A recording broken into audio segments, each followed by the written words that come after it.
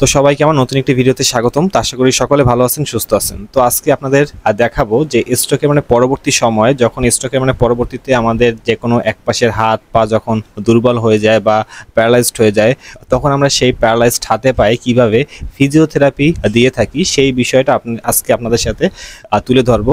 ফিজিওথেরাপির at ফার্স্টে আমাদের যে পেশেন্টের সবসময় আমাদের খেয়াল রাখতে হবে যেন এই পেশেন্টের প্রেশার, টেম্পারেচার, তারপরে অক্সিজেন, শ্বাসকষ্ট ইত্যাদি যদি কোনো সমস্যা থাকে তাহলে সেক্ষেত্রে কিন্তু থেরাপি দেওয়া যাবে না।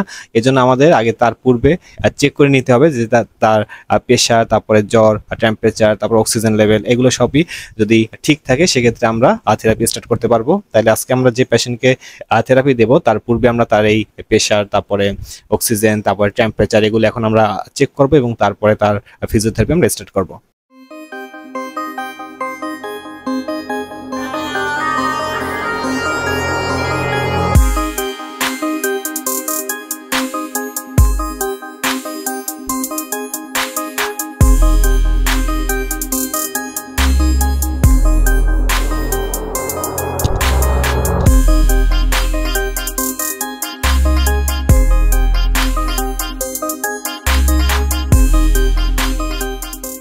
আপনারা দেখতে পেলেন আমরা এত সময় পেশেন্টের প্রেশার, তারপর অক্সিজেন লেভেল, তার লাংস আমরা সবকিছু পরীক্ষা করলাম। তো আমাদের এই পেশেন্টের ওভারঅল সব কন্ডিশন বর্তমানে স্বাভাবিক আছে।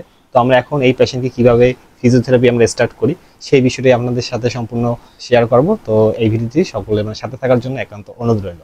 তো প্রথমেই আমরা আমাদের ফিজিওথেরাপি দেওয়ার জন্য যে সকল আমাদের প্রয়োজনীয় মেশিন পত্রগুলো রয়েছে সেগুলো আমরা সেট আপ করে নেব। এরপরে আমরা ফিজিওথেরাপি স্টার্ট করব। তো আপনারা দেখতে পাচ্ছেন আমরা প্রথমে মাল্টিপ্লাকটি অন করে নিলাম, কারণ এর মাধ্যমে আমাদের যে সকল ইলেকট্রনিক ডিভাইসগুলো রয়েছে সেগুলো আমরা যাতে পাওয়ার দিতে পারি। এরপরে আমরা প্রথমেই আমাদের মেশিন পত্রের ভিতরে যেটা আইআরআর রয়েছে, সাধারণত এই আইআরআর আমরা আগে সেট আপ করে নেব। তারপর আমরা প্রথমে কীভাবে আইআরআর দেই সেটা আপনাদের দেখাবো। এরপরে টেন্স এবং সর্বশেষে ফিজিক্যাল এক্সারসাইজগুলো আপনাদের সামনে একটি একটি দেখানোর ট্রাই করব।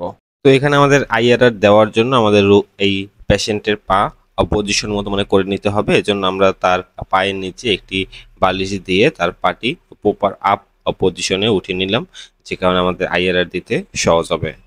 আর সাধারণত আমাদের এই পেশেন্টের যেহেতু ডান পাশ প্যারালাইসিস, এই জন্য এই পেশেন্টকে আজকে আমরা তার ডান হাতে এবং ডান পায়ে ফিজিওথেরাপি দিব।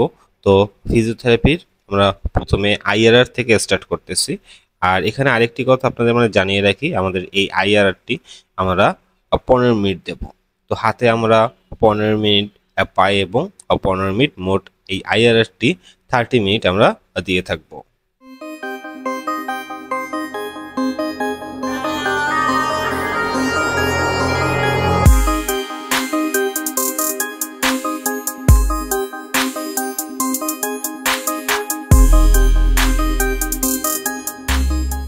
তো এরপর আমরা এই পেশেন্টকে যে ফিজিওথেরাপিটি প্রদান করব সেটি হলো টেন্স মেশিন দিয়ে।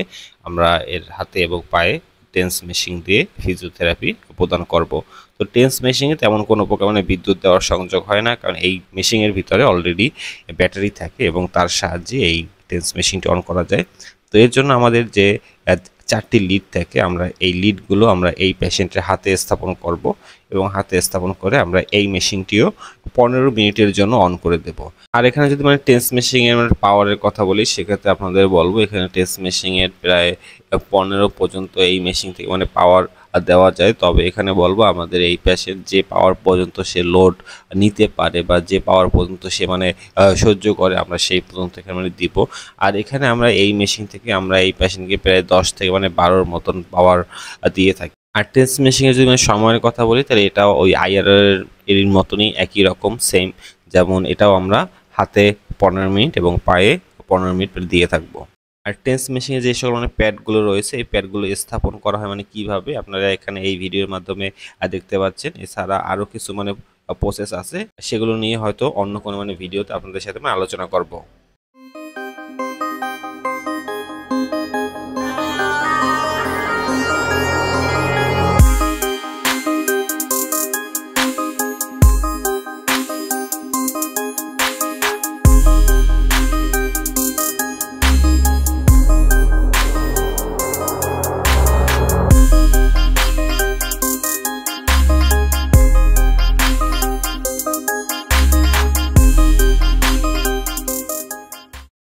আমাদের অলরেডি মানে হাতে এবং পায়ে 15 মিনিট করে টেন্স এবং আইআরআর দেওয়া শেষ। এবার আমরা এর স্থান মানে পরিবর্তন করছি। এতক্ষণ যেমন আমরা পায়ে আমরা আইআরআর মানে দিচ্ছিলাম, এখন আমরা সেই আইআরআরটি হাতে দেব এবং টেন্স মেশিন যেটি আমাদের হাতে ছিল সেটি আমরা এখন মানে পরিবর্তন করে আমরা এই রোগীর পায়ে স্থাপন করব। তো আপনারা মানে দেখতে পাচ্ছেন আমরা কিভাবে আসলে এই টেন্স মেশিনটি তার পায়ে আমরা স্থাপন করতেছি।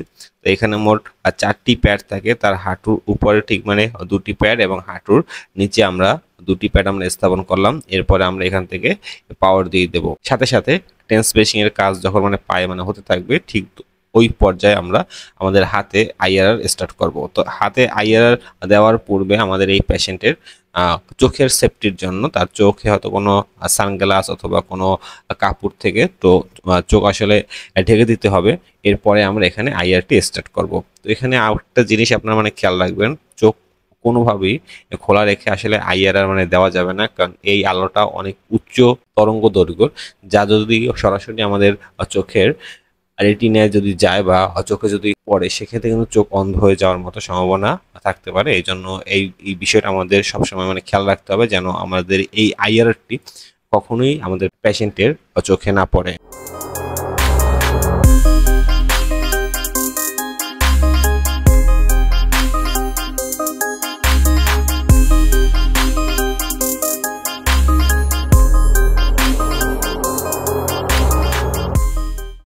তো এরপর আমরা এই পেশেন্টকে আমাদের মানে ফিজিওথেরাপির আইআরআর এবং টেন্স মানে দুটি দেওয়াই প্রায় কমপ্লিট।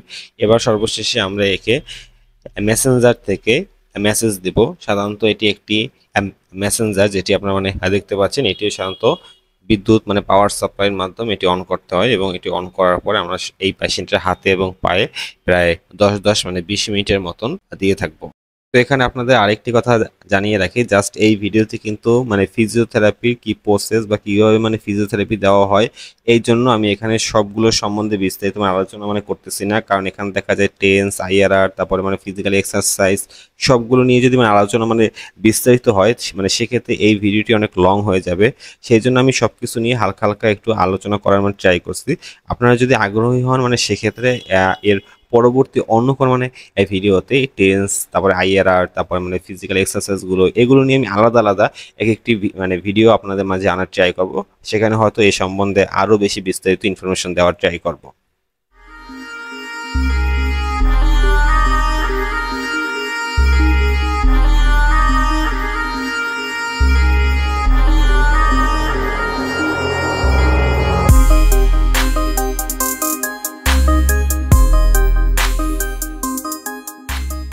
তো এবার আমরা সর্বশেষে এই পেশেন্টকে ফিজিক্যাল এক্সারসাইজ দিব কিছু। আর আমাদের এই ফিজিওথেরাপির যে কয়টি মানে প্রসেস বললাম তার ভিতর থেকে এই ফিজিক্যাল এক্সারসাইজ এটি খুবই ইম্পর্টেন্ট একটি পার্ট, কারণ এই পেশেন্টের যে প্যারালাইজ হাত পা রয়েছে সেটি এই ফিজিক্যাল এক্সারসাইজের মাধ্যমেই কিন্তু আসলে বল শক্তি ফিরে পাবে।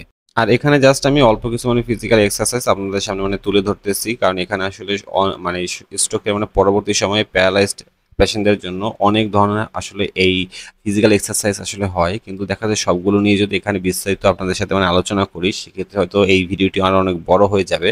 তো সেই জন্য এখানে জাস্ট আমি অল্প কিছু মানে ফিজিক্যাল এক্সারসাইজ আপনাদের মাঝে তুলে ধরলাম।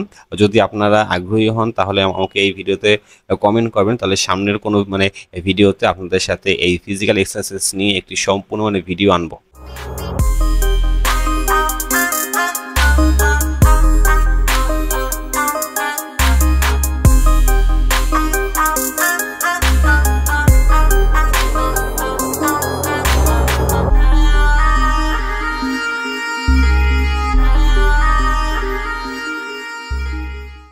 তো আজকে আমাদের এই ছিল ফিজিওথেরাপির যে আসলে প্রসেস, স্ট্রোকের পরবর্তী সময় আমরা একজন স্ট্রোকের পেশেন্টকে কিভাবে ফিজিওথেরাপি দিয়ে থাকি। তো আজকের ভিডিও এই পর্যন্ত। আশা করি আপনারা এত সময় মানে ভিডিওর সাথে থেকে আসলে মানে বুঝতে পারছেন। তারপরেও যদি আপনাদের কোনো ধরনের প্রশ্ন থাকে এই ভিডিওর কমেন্ট বক্সে কমেন্ট করবেন, আপনাদের উত্তর দেওয়ার জন্য ট্রাই করব। তো আবার দেখা হচ্ছে অন্য কোনো ভিডিওতে। এই পর্যন্ত সকলে ভালো থাকবেন, সুস্থ থাকবেন। সকলকে জানাই অসংখ্য ধন্যবাদ।